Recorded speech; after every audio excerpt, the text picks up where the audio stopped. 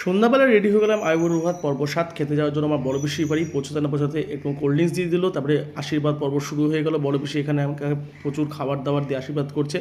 রান্নাবান্না রূপাদি আর রিমি বৌদি দুজন মিলে করছে, দুর্দান্ত রান্না করছে। সবথেকে ফেভারিট আমার পাবদা মাছটা দুর্দান্ত করছে, তোমরা দেখতেই পাবে।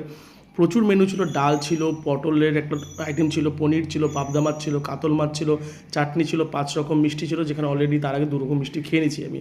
আর তার সাথে ছিল 5 রকম ভাজা, প্রচুর খাবার ছিল প্রচুর। আর এখানে আমরা প্রচুর ফটোশ্যুট করলাম, ভিডিও তুললাম। আর আমার সাথে সাথে ছোটকাও বসে গেছিলো খেতে। আর তোমরা দেখতেই পাচ্ছ মেনুতে অনেক কিছু আইটেম ছিল, অনেক বলতে অনেক, এত কিছু খাওয়া সম্ভব ছিল না আমার পক্ষে। তারপরে সবাই মিলে একসাথে গল্প করতে বসে গেলাম, কাকিমা, বাবা, মা, তারপরে হচ্ছে সবাই একসাথে বসে সেই গল্প অনেক দিন পর। এখানে ছোটকা দেখছো সেই দুর্দান্তভাবে খাওয়া দাওয়া করতেছে। আর মানে বলে না যে লাগে হাত উস্কা ভি হো গয়া, এরকম ব্যাপার। তো আমরা সবাই একসাথে গল্প করতে করতে আমাদের প্রায় রাত্রি 11:30 পৌনে 12টা বেজে গেলো। এই হলো আজকের ভিডিও।